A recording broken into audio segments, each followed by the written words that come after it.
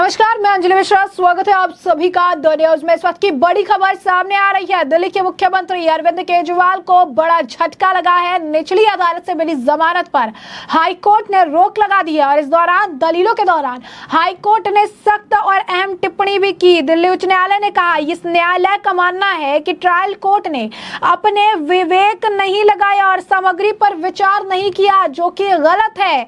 इस तरीके से नहीं होना चाहिए। काम है उनका डॉक्यूमेंट खंगालना चाहिए था। डॉक्यूमेंट के बारे में सारी चीजें देखनी चाहिए थी और उसके बाद फैसला सुनाना चाहिए था। ये बात जो है उनके द्वारा कही गई है। तो अगर आप देखेंगे तो बड़ी अपडेट है ये।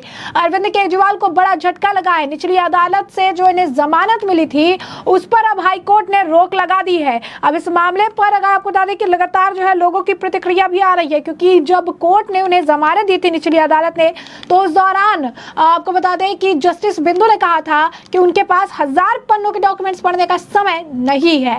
तो ऐसे में सीएम अरविंद केजरीवाल की जमानत मामले में दिल्ली हाईकोर्ट ने बड़ा फैसला सुनाया है और कोर्ट से केजरीवाल को राहत नहीं मिली है।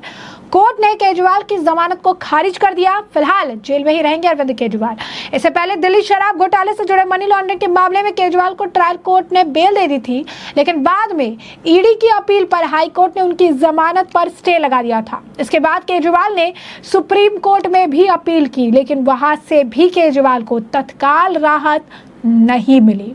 केजरीवाल की अगर हम बात करें तो हाईकोर्ट का फैसला आने के बाद सुप्रीम कोर्ट 26 जून को मामले पर सुनवाई करेगा। बता दें, राउज एवेन्यू कोर्ट ने 20 जून को केजरीवाल को जमानत दी थी, जिसके बाद ईडी ने 21 जून को हाईकोर्ट में याचिका दायर की। इस दौरान काफी कुछ दलीलें भी दी गई। ट्रायल कोर्ट के फैसले पर हाईकोर्ट का स्टे जारी है।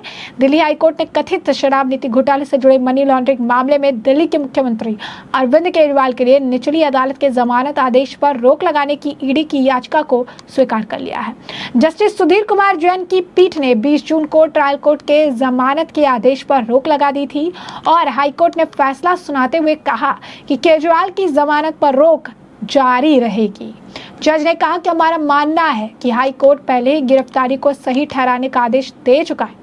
ऐसे में वेकेशन जज को गिरफ्तारी को गलत ठहराने की टिप्पणी नहीं करनी चाहिए थी।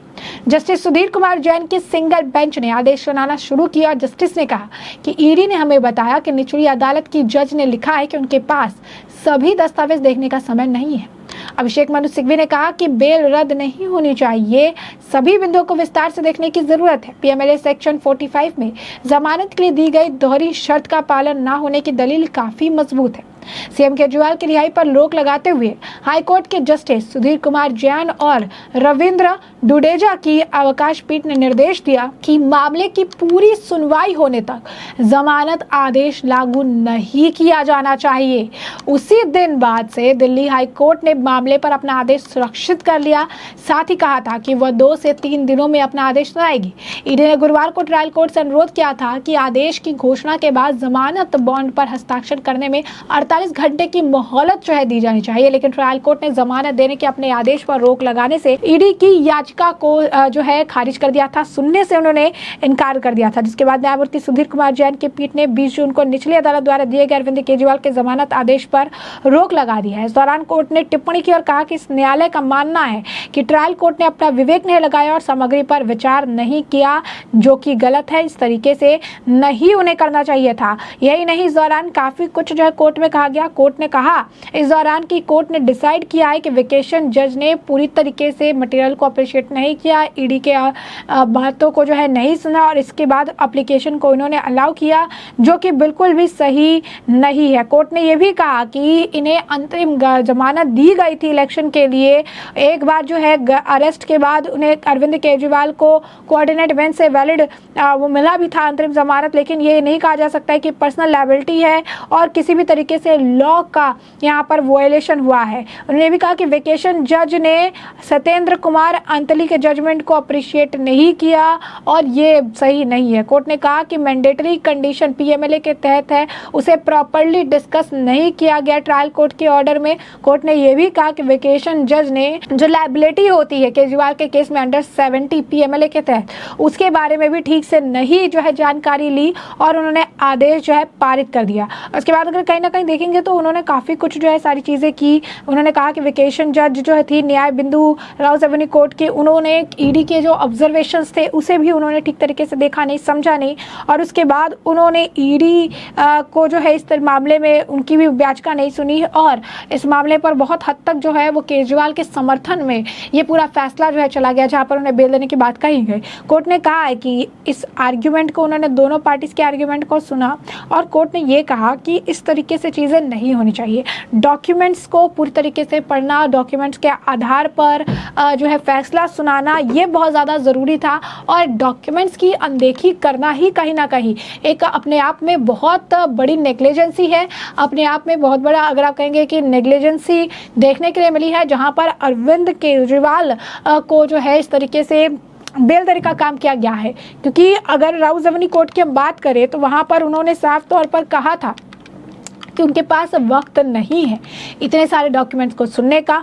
ईडी ने जो अपनी दलील दे रहे थे, उन्होंने ईडी की दलील को भी बाकायदा खारिज कर दिया था और खारिज करके उन्होंने कहा था कि अरविंद केजरीवाल को बेल जो है मिलनी चाहिए, जिसके बाद इस पर कई तरह के सवाल उठाए गए थे, जस्टिस पर भी जो है सवाल उठाया गया था। लेकिन अब हाईकोर्ट ने सख्त टिप्पणी से ये बात मानी है कि राउस एवेन्यू कोर्ट के तरफ से अनदेखा किया गया। जो वकील है उसने डॉक्यूमेंट्स को ठीक तरीके से खंगाले नहीं, पढ़े नहीं, ये बात कोर्ट ने भी स्वीकार की है। और ऐसे में सीएम अरविंद केजरीवाल को जमानत मामले में दिल्ली हाई कोर्ट से बड़ा फैसला सुनाते हुए कोर्ट से केजरीवाल को राहत नहीं मिली है। कोर्ट ने केजरीवाल की जमानत को खारिज कर दिया है और फिलहाल जेल में ही रहेंगे अरविंद केजरीवाल।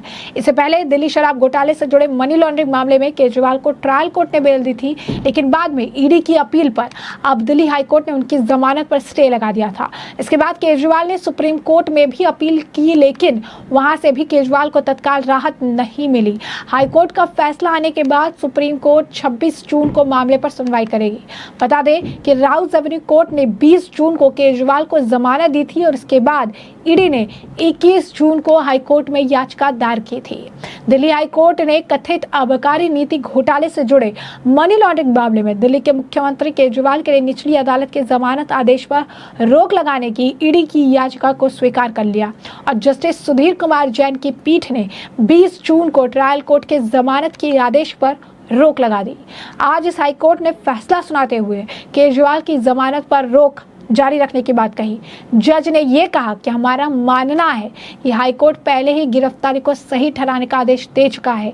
ऐसे में वेकेशन जज को गिरफ्तारी को गलत ठहराने की टिप्पणी नहीं करनी चाहिए थी।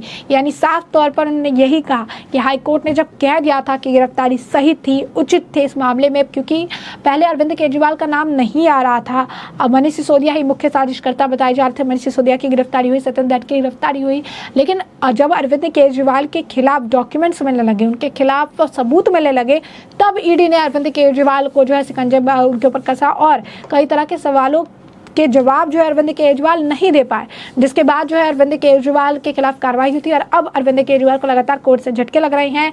उनकी जमानत याचिका खारिज होती जा रही है और अब उन्हें लंबा समय जो है तिहाड़ जेल में ही बिताना पड़ेगा। तो ऐसे में हमने आपको जो पूरा मामला है ये बड़ा विस्तार से बताया कि पूरा मामला क्या है। इस मामले पर अब आपकी भी राय हो कॉमेंट सेक्शन में कॉमेंट करके जरूर साझा करिएगा। धन्यवाद।